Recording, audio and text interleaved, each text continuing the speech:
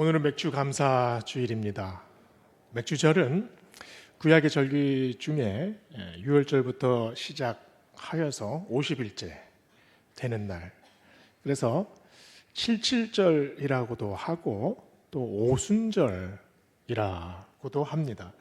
이스라엘 농번기에 봄에 씨를 뿌리고 나서 제일 첫 번 거두는 곡식, 그것에 감사해서 드리는 절기가 바로 이 맥주절입니다. 그래서 우리나라도 옛날에는 제가 어릴 때만 해도 그 보리밭을 제가 자주 봤던 기억이 납니다. 이스라엘도 이렇게 밀과 보리를 첫 수확해서 하나님께 감사함으로 드리는 바로 이 절기가 맥주절기입니다. 그래서 출애굽기에 그렇게 말씀했지. 오늘 우리 배너에도 지금 맥주감사 주일 바로 밑에 지금 쓰여 있죠. 맥주절을 지키라. 이는 내가 수고하여 밭에 뿌린 첫 열매를 거둠이라. 이렇게 말씀하셨습니다. 맥주절은 1년에 어디에 위치합니까? 딱 중간. 1년에 6개월이 지나고 7월 첫 주가 맥주감사 주일입니다. 그래서 맥주감사 주일에는 우리가 지금까지 한 해의 절반을 어떻게 살았는지 또 돌아보는 절기입니다. 2023년 첫 시작할 때 어떤 마음으로 시작하셨습니까? 참 다부지게 마음을 먹고 내가 건강을 위해서 열심히 운동하리라. 그리고 내가 목표를 세운 이것 하나하나 내가 달성해 보리라. 신앙적으로 뜨거워지고 또 새로워지리라. 6개월이 지났습니다. 어느 정도 달성하셨습니까? 그리고 그 안에 어떤 감사의 제목을 발견하셨습니까? 맥주절은 한 해의 중간 점검입니다. 우리가 살아가면서 우리 삶 속에 두려웠던 일, 또 실망했던 일들 있지요. 그러나 신앙인의 삶의 시간은 신비로 가득 차 있습니다. 왜 그렇습니까? 아무리 힘들고 어렵고 좌절해도 그 안에서 우리는 감사를 찾을 수 있기 때문입니다. 그 감사가 은혜가 돼서 우리의 삶을 다시 일으키지 않습니까? 우리는 살아가면서 매일매일의 삶이 즐겁고 활기차고 늘 한박꽃이 한박 웃음이 피어나는 그런 인생을 바라죠. 그런데 우리 인생이 1년 내내 태양이 쨍쨍 내리쬐는 화창한 날이라면 역설적이게도 우리 인생은 시듭니다. 우리 삶의 모든 순간들이 갑자기 그 태양 아래서 사막으로 변해버립니다. 비도 와야 됩니다. 눈도 와야 되고요. 천둥도 쳐야 됩니다. 그래서 그 안에서 그 변화 속에서 우리의 생명이 하나님의 능력으로 다시 일어나는 것, 그것을 우리가 감사하는 것, 그것을 우리가 경험하는 것, 그게 생명 아닙니까? 그래서 예배는 단순한 감사의 세레모니가 아니라 이 생명의 신비를 나누는 살아있는 사건입니다. 우리 모두가 지금 이 자리에 모여서 한 마음으로 고백합니다. 하나님께서 우리를 여기까지 인도해 주셨습니다. 눈물이 나고 힘들고 넘어지고 좌절하고 실패한 것 같은 깊은 시름에 잠겼어도 그때마다 하나님께서 일으켜 세워 주셨습니다.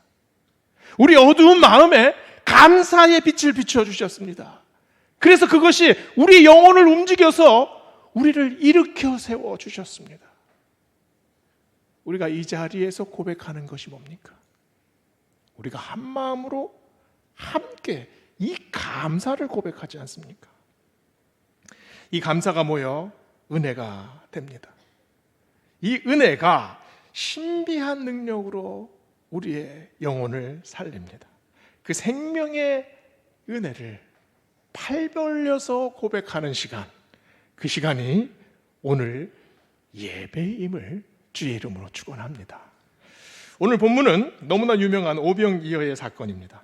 이 말씀을 볼 때 많은 분들이 기적과 헌신에 집중합니다. 그런데 오늘 말씀을 가만히 묵상하다 보면 기적에만 초점이 있는 것이 아니라 여기에는 깊은 감사가 녹아 있습니다. 예수님이 지금 이 오병이의 사건을 통해서 우리에게 보여주시고자 하는 것은 기적을 넘어 있는 감사에 도달해야 한다라고 우리에게 말씀하고 계십니다. 본문의 배경을 보세요. 오늘 본문의 말씀의 시작은 디베랴 바닷가 그 넓은 들판에서 시작이 됩니다. 예수님을 따라서 수많은 백성들이 찾아왔습니다. 산을 넘고 또 들판을 가로지르고 강을 건너서 예수님의 말씀을 들으러 지금 여기까지 찾아왔습니다. 그런데 5절을 보면 예수께서 눈을 들어 큰 무리가 자기에 오는 것을 보셨다라고 말씀합니다. 예수님께서 무엇을 보셨겠습니까? 예수님께서 지금 산 중턱에 앉아 계셔서 지금 들판에 있는 수많은 사람들을 보셨는데 예수님께서 그 숫자를 보셨겠습니까? 예수님께서는 이 모여있는 사람들의 마음을 하나하나씩 보셨습니다.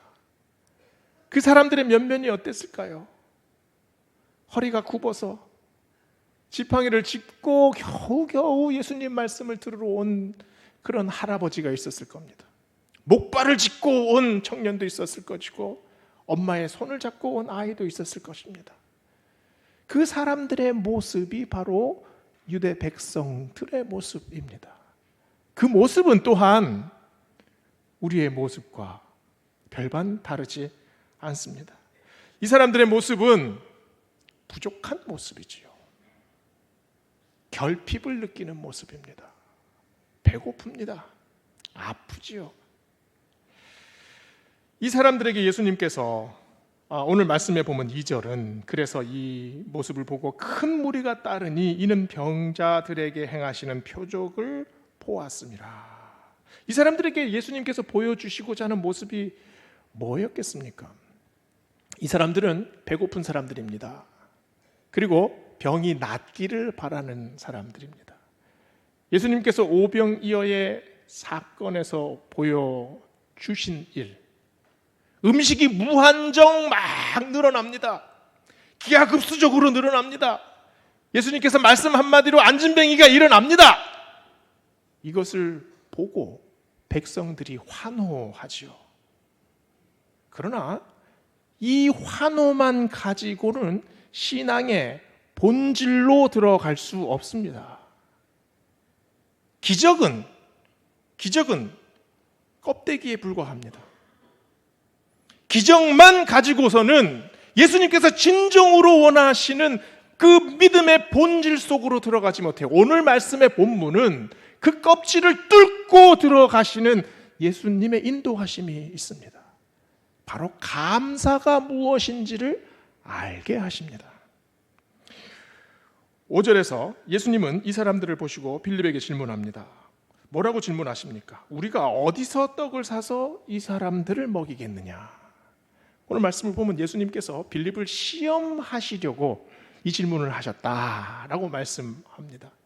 예수님께서 지금 이 많은 사람들을 어떻게 해야겠느냐라고 물으신 것이 아니라 어디서 구하겠느냐라고 물으셨습니다. 이 말도 안 되는 좀 질문이지 않습니까? 지금 허허벌판 광야 한가운데 빈들에서 도대체 어디서 먹을 것을 구합니까? 그런데 이 똑같은 질문을 구약에서 한 사람이 있습니다. 민수기 11장 13절에 보면 광야에서 이 출애굽한 백성들이 모세에게 아우성을 칩니다. 우리에게 고기를 달라. 60만 명의 그 어마어마한 사람들이 사막 한가운데서 어디서 고기를 찾습니까? 그 많은 사람들에게 어떻게 다 고기를 먹입니까? 모세가 어떻게 합니까? 모세가 엎드립니다. 모세는 그 백성들의 아우성을 듣고 어디로 가느냐? 하나님 앞에 엎드립니다. 하나님 앞에서 기도합니다. 그 광야 한가운데 엎드려서 기도하는 모세의 모습을 우리가 볼 수 있습니다. 어디서 구해야 합니까? 어디서 얻을 수 있습니까? 예수님께서 질문하신 어디서, 그것은 누구에게 가야 하느냐라는 질문입니다. 우리는 어디에 서 있습니까? 출애굽한 이스라엘 백성들 광야 한복판에 서 있습니다. 예수님을 따라 디베랴 들판에 서 있는 백성들, 바로 빈들 앞에 서 있습니다. 우리는 다릅니까? 우리의 인생도, 우리의 인생 앞에 늘 빈들이 펼쳐져 있습니다. 우리는 빈들에서 태어났고 빈들을 가로지르며 살아온 사람들입니다.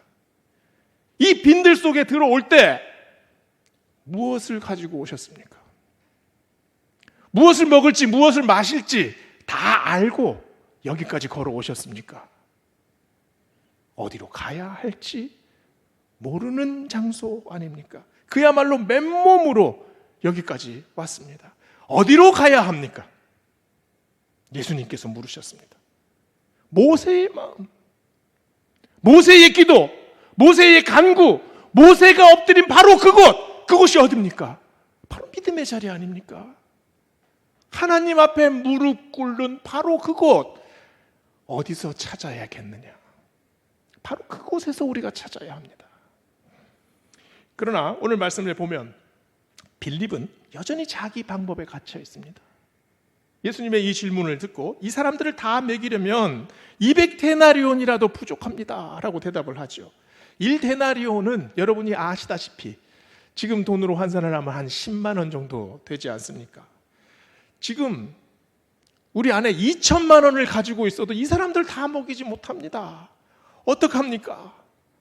2천만 원이 작은 돈입니까? 빌립의 마음을 가만히 보십시오. 빌립의 마음은 어떤 마음입니까? 늘 부족한 마음입니다. 늘 쪼달립니다.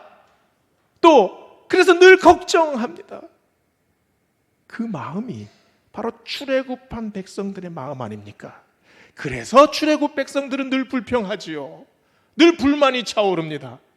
이런 마음에는 감사가 깃들래야 깃들 수가 없습니다.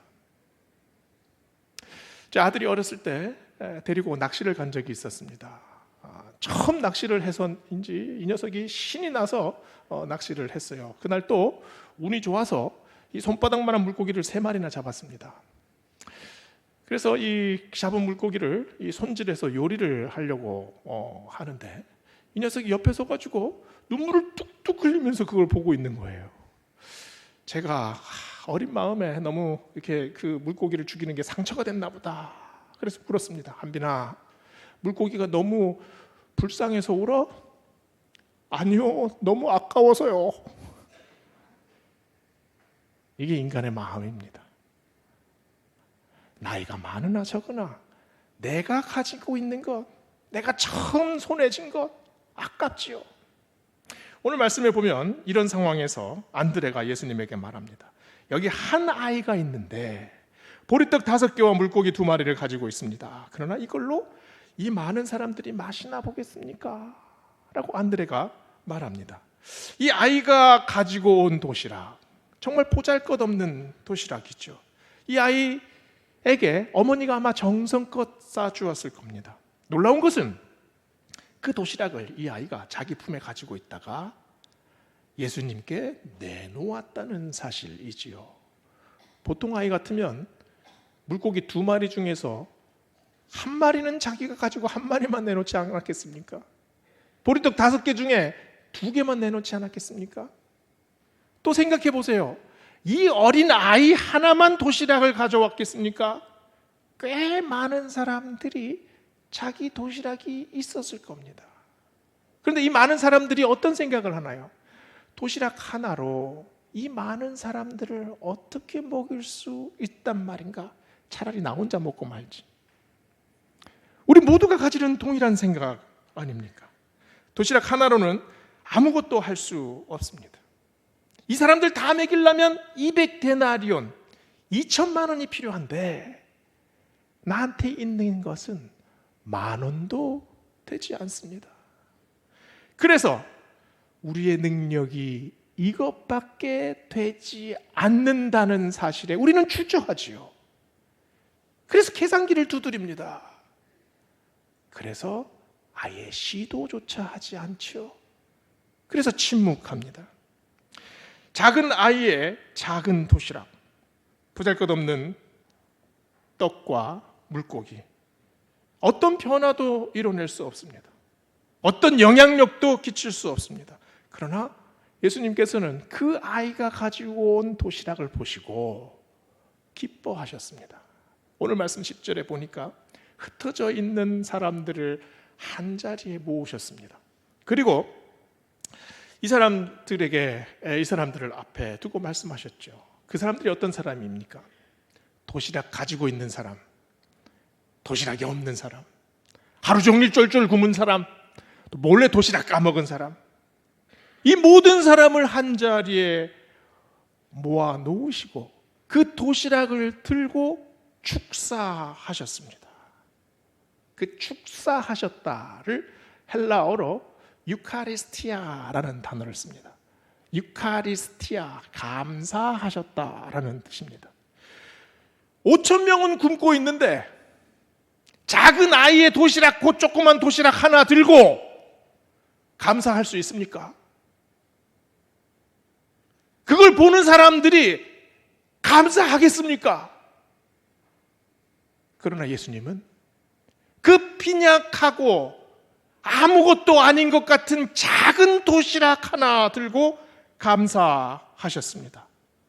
말라 비틀어진 물고기 2마리 위에 축사하셨습니다. 지금은 부족합니다. 지금은 배고픕니다. 지금은 모자랍니다. 그러나 이 모자란 것 위에 하나님의 은혜가 부어주실 것을 믿습니다. 이 감사 아닙니까? 작은 아이의 그 마음 하나가 우리 모두를 변화시킬 줄 믿습니다. 이 감사 아닙니까? 예수님은 이 감사를 통해 사람들을 변화시키고 있습니다. 주님의 손에 무엇이 들려 있습니까? 물고기 2마리와 작은 떡 5개가 들려져 있습니까? 작은 아이의 마음이 들려져 있죠. 작은 아이의 마음만 들려져 있습니까? 5천 명이나 되는 모든 사람의 마음이 예수님의 손에 들려져 있습니다. 예수님의 감사는 그냥 감사가 아니라 살아나리라는 감사입니다. 오병이어가 살아납니다. 신비하게 살아납니다. 신비하게 퍼져나갑니다. 그냥 퍼져나갑니까? 이 사람들의 배만 불렀습니까? 그들의 영혼이 충만해져 옵니다. 왜 그렇습니까? 감사에 감사가 겹쳐지니까요. 감격하니까요. 그 사건 자체가 말해주는 풍성한 의미가 이 사람들 영혼에 물밀듯이 밀려오니까요. 오병이어의 사건이 기적입니까? 오병이어의 사건은 감사입니다. 어떤 감사입니까? 오늘 하루 점심 한 끼 특별하게 먹은 도시락입니까?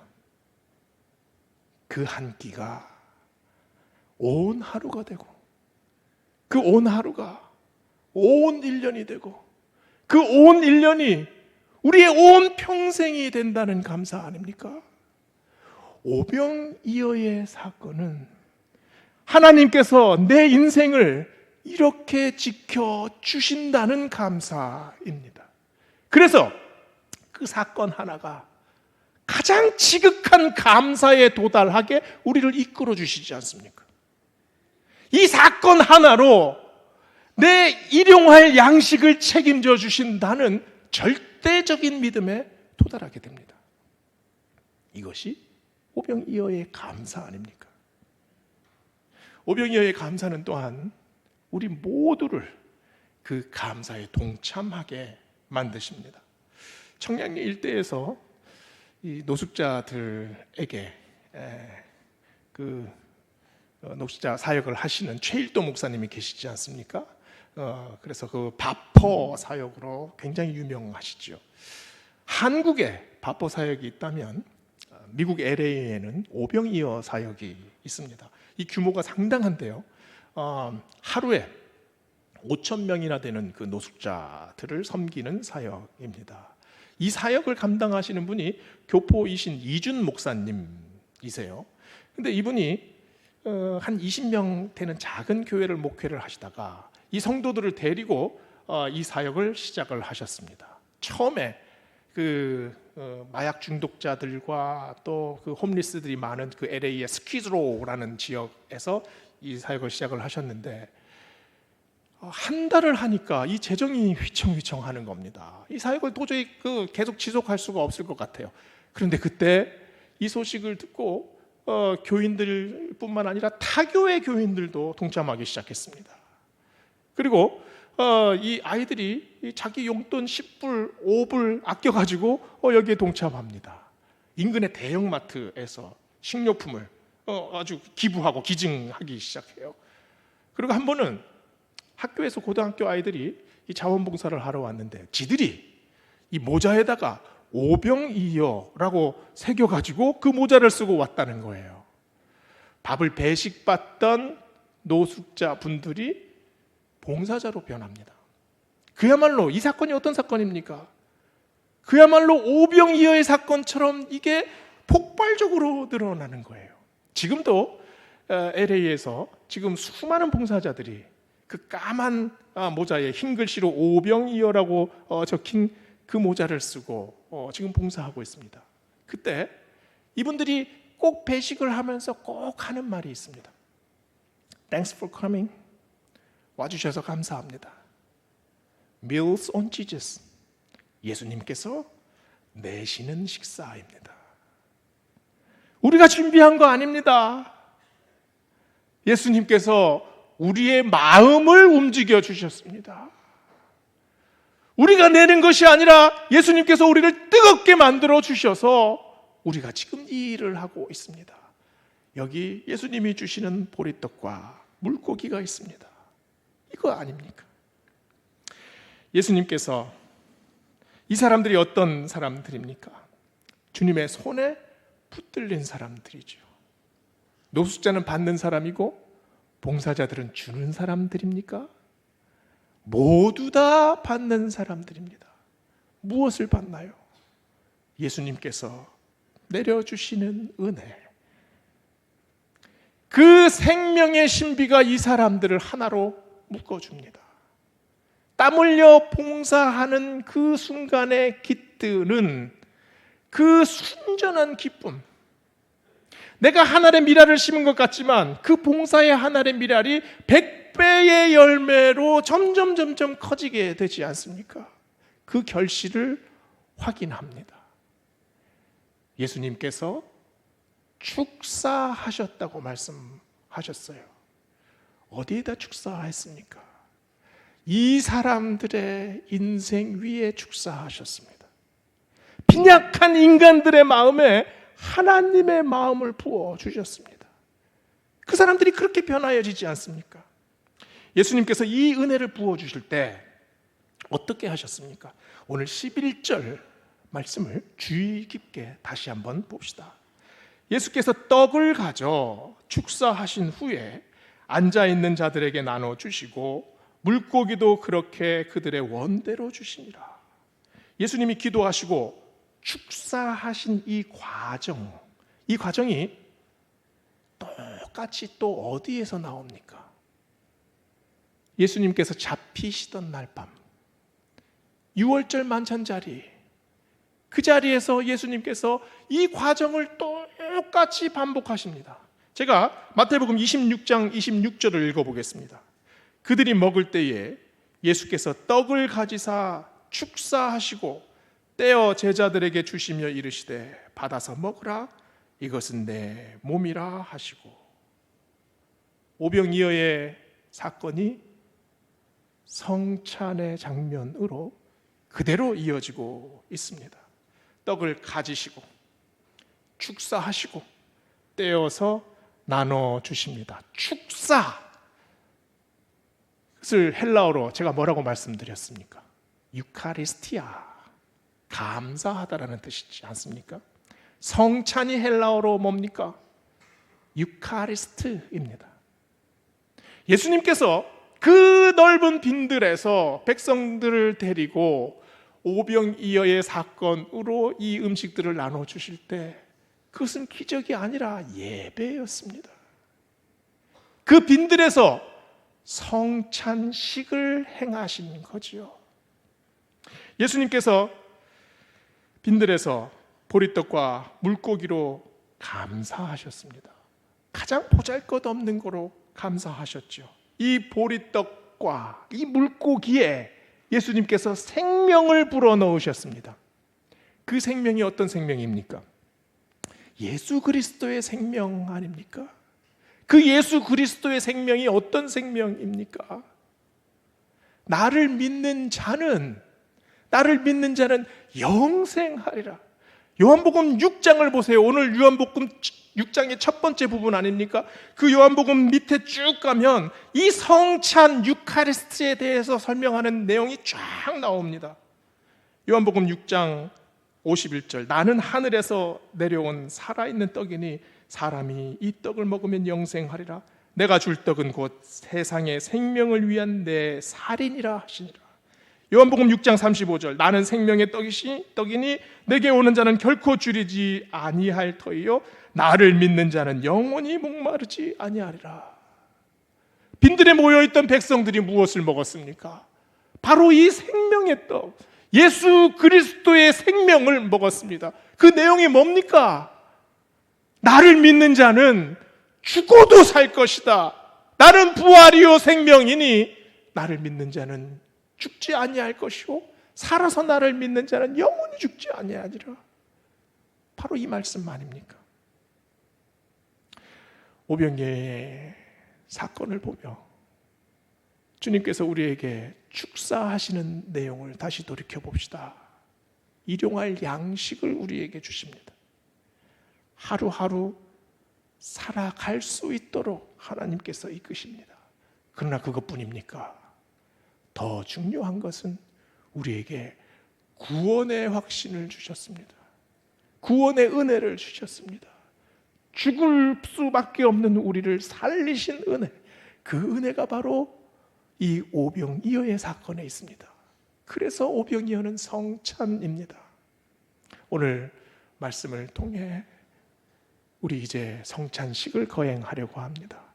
그 성찬식 위에 우리 주님이 내려주시는 오병이어의 은혜가 가득하기를 주의 이름으로 축원합니다.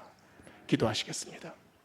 사랑과 은혜의 하나님, 오늘 오병이어의 사건을 통해 주님께서 우리에게 말씀하시려는 것, 우리의 생명에 대해서 감사하게 고백할 수 있도록 하나님 인도하여 주시옵소서. 나의 생명을 살린 주님, 나를 살려주신 예수 그리스도 바라보며 우리의 삶이 변하여져서 하나님 뜻에 맞는 인생 살 수 있도록 인도하여 주시옵소서. 감사드리며 예수님 이름으로 기도드립니다. 아멘.